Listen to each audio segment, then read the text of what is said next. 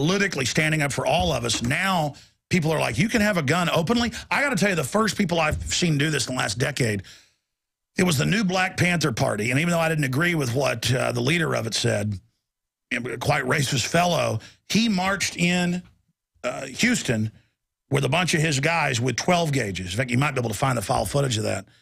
And all over Texas, people are like, you can have guns open. You can have them out in the open. Making it known. Well, absolutely. Listen, we've gotten to the point where when I was a teenager, we still had rifles in our pickup trucks. And it was, I mean, even in Dallas, people had rifles in their pickup trucks. But it got to the point where the cops would pull you over and harass you. Right. Now now those rifles are coming back.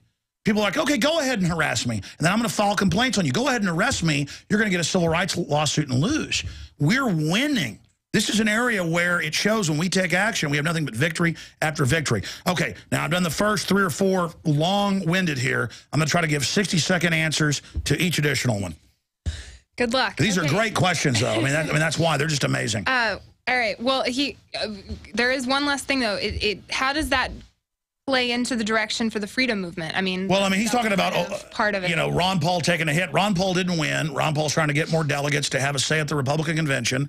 Rand's playing politics, which I understand. I don't really agree with it. Working with Romney. And that just shows the people are exercising our rights. If you don't exercise them, you lose them. I mean, it's a big victory. Yeah. This one comes to you from Bob. He says, don't you ever get overwhelmed by all the information you need to deliver? So obviously you said yourself the Indiana legislation you haven't gotten to touch on. What was happening right before you came in here? Yeah. Go ahead and tell us. Chaos. I mean, I had like 10 people trying to talk to me. And 1 minute. And yeah, all of this was insane. I mean, it was just... Well, Bob suggests, he says, I think you should use your existing equipment to have like 3 shows daily, say the Aaron Dyke show, the Paul Watson show, etc. Believe it or not, the news and the truth, there are addicts out there who want to hear it. So that's just his contribution. What we're doing is we have Paul Watson, we have Aaron Dykes, we have Darren McBreen, and fruit flies that infest the office because we don't throw away the garbage. Anyways, this thing's living here year-round. Yeah, hey, that's on the DL there, Alex. Whatever. That's why we started the Nightly News, is so we can build more shows around that down the road. That's why I do it 2 or 3 nights a week. Or even though I'm not hosting the show Wednesday night, you know, it's Tuesday, we're taping this, I'll be on the show with this. Right. So we're getting to the point where we won't just have 5 nights a week, 7 o'clock, a news show. We're going to have other shows. Awesome. I have a tendency to bite off more than I can chew, like starting that gun show, which I do still plan to do with the Steiners, just that it's overwhelming. Right. I launched the social network finally. I'm planning to launch a monthly newspaper. But, folks, Aaron's has been working for 3 or 4 days. He's behind the camera right now on a big piece we're putting out on the nature of reality. I mean, we cannot do more shows at this point. We're working on it, though. We had to do a hiatus last week from the Nightly News because of this. For that reporter contest. And then she's hounding me to do these question and answers. Come on, Alex, let's get to it. All right, so this guy, this is actually bringing in a Planet InfoWars user in terms of his article that he published. He says, I just posted an article on Planet InfoWars about the Louisiana owners of property that are trying to be taken by the government for an endangered frog that may or may not be living there. What should you do about this type of government control, spreading Agenda 21 wherever they want? Well, the fraudsters at the UN admit, because their emails got leaked and other issues, that their fraud of global warming is over. They're still keeping the carbon taxes, but everybody knows it's a fraud. And they are abandoning that. Oh, I just exhaled. How much do I owe you? A lot. Little plants are going to breathe that. And so now what's happening is they're shifting back to the ice caps have melted, which, by the way, they're getting bigger. But they know the public doesn't look at that. You got to pay us more money or the polar bears are going to die. And here in Austin, they took, over the years, more than 50,000 acres from farmers outside town back in the mid-90s. 15,000 acres here, a couple thousand there. It was over 50,000 total. They would not let them build on it. They do eminent domain, take it, pay them pennies on the dollar, not for the development rights, but for less than what they bought it for previously, decades before in some cases. Some cases it was ranches that have been in the family over 100 years. I went and interviewed some of them. And then they would turn around, and then the environmental groups that control the city, they're not really environmental groups, they're mafias, would take the restrictions off. Oh, the cave bug isn't endangered. Oh, the warbler isn't endangered. Oh, the salamander isn't endangered in this area now. Oh, and this bank set up by the former mayor, it's going to broker it all now. And they build malls, shopping centers, luxury homes, golf courses. Mm-hmm. And they're just building on all of it, almost all of it. It's totally sick. It's totally evil. And, yeah, I have seen, it's all over the country. Cave bugs, frogs, salamanders. They've caught the federal government planting birds that aren't even endangered, period, worldwide, but just in one region. Mm-hmm. And they'll go plant them there. So they can then come in and selectively, and it's always the big developers that are behind it. They're the ones, and Goldman Sachs funding. We go to these smart growth conferences all the time, and when you get there, it is the banksters. It is the Goldman Sachs people. We've done newscasts on it, where they're the ones running the whole event. And with the people in the crowd, sent there from the cities and counties and realtors, they know it's a fraud too, most of them. I mean, they're there as criminals, as operatives within the system to just take property. And they know it. I mean, I went to a smart growth conference back in the late 90s. And I was like, you're taking land. This is a scam. And when my camera's off, they'd go, you better effing believe it is, punk. We're taking over. I mean, these are just criminals. They know full well what they're doing. Not like they're like little loving liberal idiots or something. But they send out teenagers to your door and college students to say, can you give me $20 for this group or that group? It's for the earth. And you know, you go give them, oh, it's for the earth. They use that to fund their operation to politically take over your city. Then they rob you once they get in control. Sounds like another documentary in the works. More work. You're welcome, Alex. It never stops. And then I'm burnt out like this, babbling like a chimpanzee. Okay, this one is actually one of my favorite questions. It says communication. It's always been the most important thing in any war, the ability to communicate. Now that we are almost all on the digital equipment, cell phones, IP phones, digital, whatever, very few people have landlines. And what are the consequences and perhaps solutions to linking patriots better in the event of a purposeful system shutdown? I mean, we all know about the electromagnetic shocks that could essentially wipe out computers and your car. I mean, things like that. So it's a great question from Colin. It is a great question. I just doodle when I'm thinking. If I don't doodle, I'll interrupt you. Oh, okay, good. I'm glad that you did. I'm glad you did that. It's like a spruce tree, and there's like a lake in the distance. We'll say abstract, absolutely. And some snow-capped mountains. Okay, back to the question. Anyways, the communication. What to do? I mean, if everything in here, electricity was no longer an option, I mean, what would you do?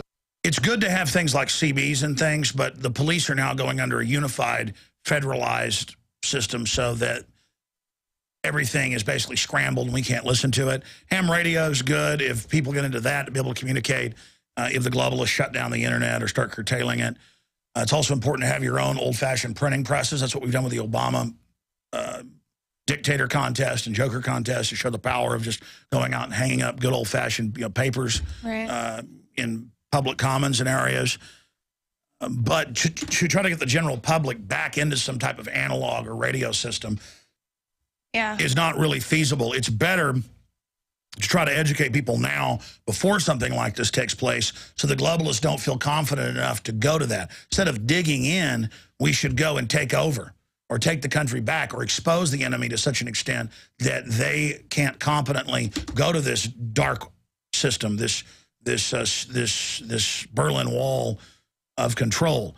Now, it is good, like I said, to have ham radio if you know how to use it. People want to get into that. Got to have a call sign, though. Call sign, sure. If you get a, sure. You don't have to get a license. They say you do, but, you know, whatever. They're a bunch of criminals. That's going on. You know, like I said, long range, short range, CBs, things like that. But really, it's best just to get to know people in your area and have a backup in case things do collapse. I'd say 80% fight the New World Order. Try to defeat them ahead of time. Best defense is good offense. 20% dig in as a backup. Storable food, firearms, gold, silver, communications. But just to buy a bunch of communications, yeah, I got a big ham radio out there, I'm going to talk to people. You better get on it now. I mean, we're kind of behind the learning curve here for most people. So make friends, Colin. You heard that? Get out. Why are you putting the promotion of the cost-effective? This is coming to you from Pythagoras. Why are you putting the promotion of the cost-effective AE 911 Truth on the back burner and championing the expensive, inefficient software Ron Paul campaign. This is his words, not mine. If AE 9/11 truth doesn't become a household name, doesn't start to wake people up, nothing we do can. I think that they're trying to get at the fact that... No, I know what they're talking about. Okay. Look, I'm the guy that started the 9/11 truth movement. Right. I'm the guy that said it 6 months before, 2 months before. The person that said they'll blow up the World Trade Centers and blame it on bin Laden, July 25th of 2001. I'm the guy that has had Richard Gage on probably 30 times and who's had all these other people on. I got Jesse Ventura to go public on my show, Willie Nelson. And there is a hardcore group around architects and engineers for 9/11 Truth. I sell their videos. I have them on, who call and email and are just constantly, get them on, you've done nothing. And I think that has the opposite effect where, well, number one, 9/11 Truth is not just architects and engineers for 9/11 Truth. Right. They're great people. But people are trying to tell, the preacher how to sing in the choir. So, I mean, I get these questions constantly. You go set up an architects and engineers for truth thing on the website. You go cover it. You go get into it. I mean, I talk about 9/11 truth almost every day on the radio. I've made 4 films on it. I put Luke Radowski and his great activism on the map and got support for him up front. And it's not a pet peeve. It's just, it's an irritant when people say, why have you put this on the back burner? Instead, you're promoting Ron Paul. Ron Paul is about getting the general public awake to the New World Order. And I'm not just promoting Ron Paul. I promote Ron Paul maybe a couple times a week. So, again, if you look at my radio show today, it was Billy Corrigan talking about the New World Order. Smashing Pumpkins, that reaches all his fans and people. I had Jesse Ventura back on. I had TSA whistleblowers on, exposing that. I'm always facing the next phase. People say, well, did you thumbprint to get a driver's license? Yes, I got arrested 14 years ago protesting it.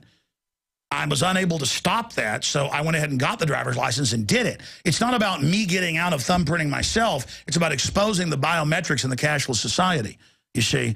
And so I've done the 9/11 truth. I still cover it. I get into it constantly. Can't live in the past, though. I mean, you have to keep moving forward. There's other things that face us. We're dealing with other false flags, like them trying to get planes shot down over Syria right now, or a new Oklahoma City to be blamed on domestic groups, or how they're using Al-Qaeda against these other countries. I know Salente is on and ready to go. Well, do you want to wrap this up? We'll just real fast. Give me the last ones here. Okay. Alex, what do you think about the fact that all but one of our presidents are related to the royal family and the Queen of England? Also, do you believe the royal family and the Sinclairs are the leaders of the New World Order? This is from Austin. I don't know about the Sinclairs, but certainly the Saxe-Coburg-Gothas. That's the Transylvanian family that became German royalty and then became British royalty that run it.